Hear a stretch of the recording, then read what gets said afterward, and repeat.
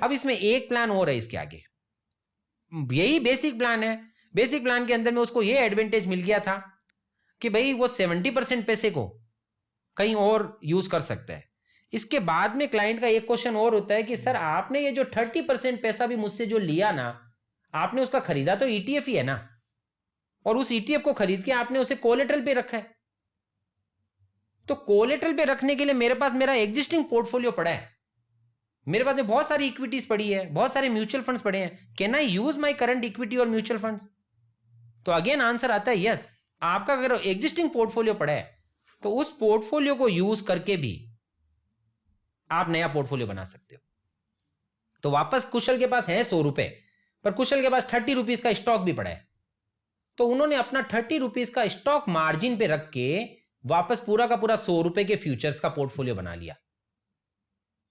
तो इस बार क्या होगा कुशल, आपको इस बार आपको ये 30 रुपीज का चेक नहीं डालना पड़ा, आपने केवल स्टॉक्स दे दिए। तो आपका स्टॉक की मार्जिन का काम कर रहा है, उसके ऊपर ही आपने 100 के फ्यूचर्स ले लिए, पूरे 100 के फ्यूचर्स लिए, तो पोर्टफोलियो पूरा 100 का बन गया आपका। बस आपकी इस बार फाइनेंसिंग कॉस्ट जो है ना, हेजिंग कॉस्ट तो 5 रुपए लगने वाली थी 100 रुपए पे, फाइनेंसिंग कॉस्ट इस बार कितनी लग रही है, क्योंकि इस बार आपने पूरा 100 रुपए का फ्यूचर्स लिया, तो फाइनेंसिंग कॉस्ट भी आपको 5 रुपए की लग गई। यहाँ पे तो 70 लिखा है ना, यहाँ पे 70-30 लिखा है क्योंकि ये पीडीएफ अपने कन्वर्ट किया हुआ है। ओ अच्छा, ओके, समझ में, इसका एनिमेशन गया हुआ है। ओ अच्छा अच्छा, ओके ओके।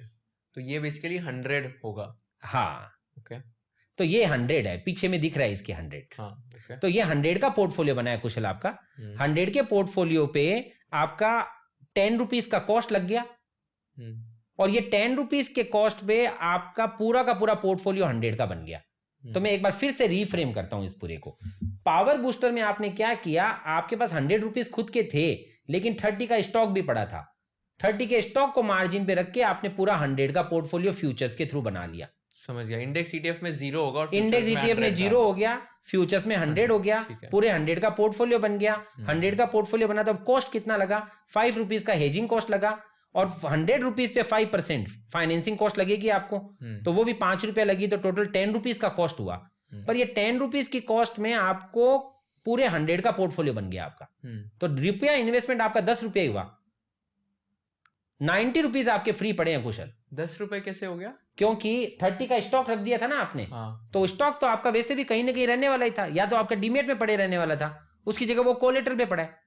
उस स्टॉक का जो भी गेन आने वाला वो तो आपको अलग मिलने वाला ही है, उसमें कोई डिविडेंड आएगा, कोई बोनस आएगा, वो सब आपको मिलने वाला है। आपको केवल हेजिंग और फाइनेंसिंग कॉस्ट पे करने को आई, वो हेजिंग और फाइनेंसिंग का 10 रुपीज आपने ट्रेडिंग अकाउंट में डाल दिया। -5 ये 10% मैंने इधर से पे कर दिया, ये 10% आपको अकाउंट से देना पड़ेगा। बच गया मेरे पास, तो 90 बच गया। वो 90 को आप कहीं भी डेट पे लगा दो, 7-7.5% भी अगर इंटरेस्ट कमाया ना कुशल आपने उस पे, तो भी आपको 6.50 का इंटरेस्ट वापस आ गया। करेक्ट। आपकी नेट कॉस्ट रह गई 3.50 की। तो 3 चीजें जो अपने समझी ना, तीनों के तीनों प्लान, चाहे वो रिलैक्स था या सेकंड बेसिक था या तीसरा ये पावर बूस्टर था, तीनों प्लान डाउन साइड में लिमिटेड रिस्क वाले ही हैं। तीनों प्लान अप साइड में पूरे 100 पे कमाते हैं। डिफरेंस खाली ये हो गया, आपको तीनों प्लान में अलग अलग पेमेंट टर्म्स मिल गए। आप बोलते हो जी मैं पूरा 100 खुद ही दे दूंगा ट्रेडिंग अकाउंट में, आप दे दो। आप बोलते हो 70 कहीं और रख लूंगा, आप रख लो। आप बोलते हो मेरे पास स्टॉक्स पड़े हैं तो मैं 90 रखना चाहता हूं कहीं और, आप रख लो। पर आपको इनकम दोनों गिननी है। जो 90 आपने नहीं रखे हैं, कहीं और रखे हैं, तो उसका कहीं ना कहीं ब्याज बच रहा है आपको, वो ब्याज आपको गिनना है परफॉर्मेंस में। क्योंकि ये परफॉर्मेंस किस पे निकालने वाला है कुशल, आपने भले ही डाला 10 रुपया है, पर आपका पोर्टफोलियो कितने का बना है, 100 का। कल को यदि बाजार डबल हो जाता है, नॉर्मली डबल नहीं होता है ऐसे साल में, पर मानो कल को बाजार डबल हो गया, तो आपका 10 रुपया 20 नहीं होने वाला है, 10 रुपया 200 हो जाएगा। आपका 10 रुपया 200 होएगा, और आपको 110 का प्रॉफिट होगा। जैसा प्रॉपर्टी में होता है, आपने प्रॉपर्टी खरीदी कोई करोड़ रुपए की, आपने भले ही बिल्डर को 10 लाख ही दिए, बाकी का 90 लाख आपने लोन ले रखा है, पर कल को अगर प्रॉपर्टी डबल हो जाती हो भाव, तो आपकी प्रॉपर्टी करोड़ की 2 करोड़ हुई, लोन 90 लाख का 90 लाख ही रहने वाला है, वो तो आप 90 पे करोगे। पर कुशल अपने घर पे अब 10 लाख की जगह 1 करोड़ 10 लाख लेके जाने वाला है। So this is what the power booster plan is. तो आपका 90 जहां भी पड़ा है उसकी एक इंटरेस्ट बच रही है आपको, वो आपको परफॉर्मेंस में गिननी है, तभी आप एप्पल टू एप्पल कंपेयर कर पाओगे दो इन्वेस्टमेंट प्रोडक्ट्स को। 110 कैसे हुआ प्रॉफिट? क्योंकि 10 तो आपने अपना डाला था। हाँ। और वो भी तो है। हाँ 90 मैंने लोन पे दिया था। 90 आपने लोन पे दिया था। हाँ। तो 100 का पोर्टफोलियो था। हाँ। मार्केट डबल हुआ तो मार्केट 200 का बना। 200 का बना तो उसमें से 90 तो जो लोन का था वो तो 90 वापस जाएगा। बाकी का कितना बचा आपके पास? 90 मैंने दिया था ना डेट। आपने 90 डेट? हाँ नहीं, आपने 90 डेट में जो दिया था, मतलब हाँ। उस ओवरऑल गिनो कि क्या हुआ, आपका पोर्टफोलियो कितने का बना। आपने 10 रुपए ट्रेडिंग अकाउंट में डाले, 90 रुपीज डेट में डाले। 90 रुपीज के डेट से जो इंटरेस्ट इनकम आ रही थी वो हेजिंग और फाइनेंसिंग कॉस्ट में निकल गई। वो क्लियर हो गया। अब बाजार मानो डबल हुआ, बाजार डबल हुआ तो आपका 100 का पोर्टफोलियो 200 बन गया होगा। करेक्ट। इसमें 100 का प्रॉफिट हुआ। उसमें 100 का प्रॉफिट हुआ। हाँ।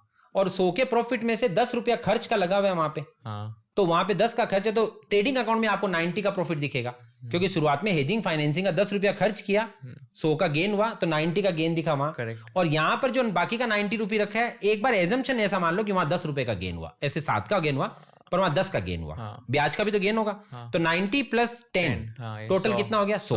हाँ। अब ट्रेडिंग अकाउंट में क्या हुआ और यहाँ पे क्या हुआ? ट्रेडिंग अकाउंट में आपने जो 10 रुपए डाले थे उसके ऊपर में आपको ओवरऑल 100 रुपए वापस मिल रहे हैं। तो 100 रुपया इसका मतलब यहां से आया, और 10 रुपए का गेन जो ब्याज का था, 90 वाला जो 100 हो गया तो 10 रुपए का गेन था ब्याज का, वो भी गेन मिला आपको। तो आपका 10 रुपया 110 बना। नहीं बट इसमें -10 भी तो हुआ ना वो फाइनेंस कॉस्ट, तो टोटल प्रॉफिट 100 का होना चाहिए ना।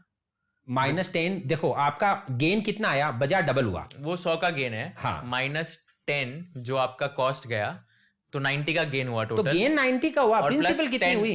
+10 का गेन हुआ। +10 का गेन, प्रॉफिट तो 100 का हुआ ना। प्रॉफिट 100 का हुआ। तो यही करूँ, आपका 10 110 हो गया।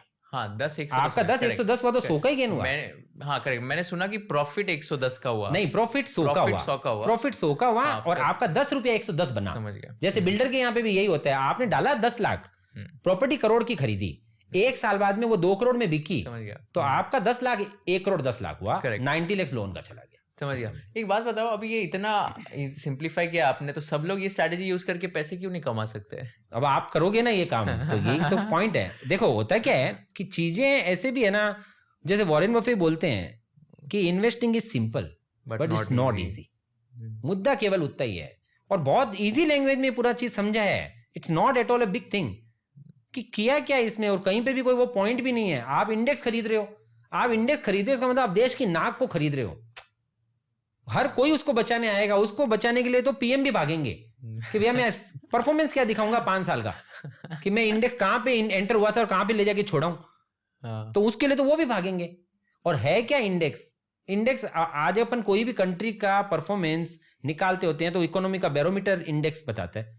तो यदि हमारी कंट्री 6-7% की जीडीपी पे है, 6-7% का इन्फ्लेशन है, तो इसका मतलब लॉजिकली एब्सोल्यूट टर्म्स में 14%, 13-14% मार्केट ग्रो हो रहा है।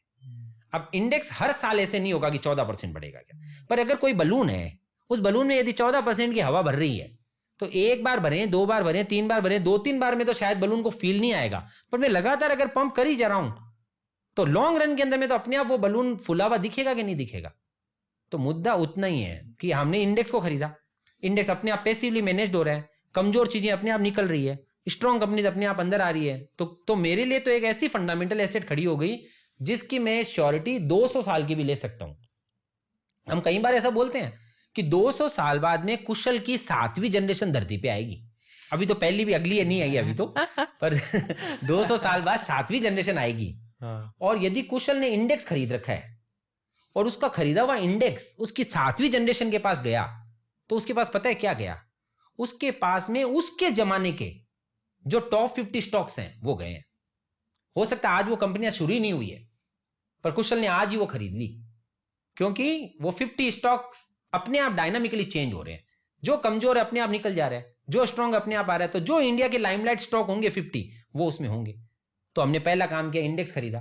दूसरा, उसी का ही प्रोटेक्शन ले लिया। कोई दूसरा करना ही नहीं है कि गाड़ी मर्सिडीज खरीदी और इंश्योरेंस BMW का लिया और फिर झंझट आ रहे हैं कि ये क्लेम मिलेगा, ये नहीं मिलेगा। वो चक्कर ही नहीं, जितना बाजार टूटेगा वो पूरा क्लेम मिलेगा।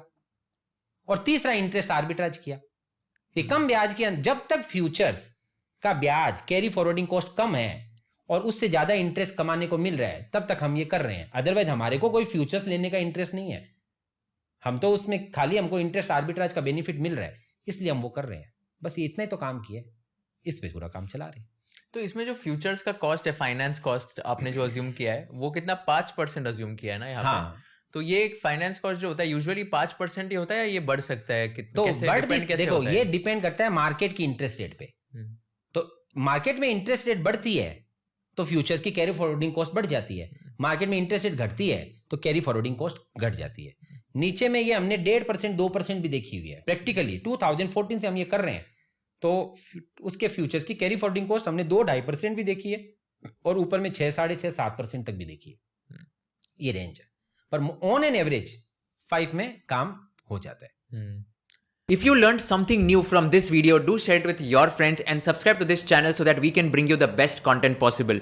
Also, if you want to watch this entire episode, click on the link in the description box and you can go to Kushal Lodha YouTube channel and watch the entire podcast episode. Thank you so much for watching this and have an amazing day.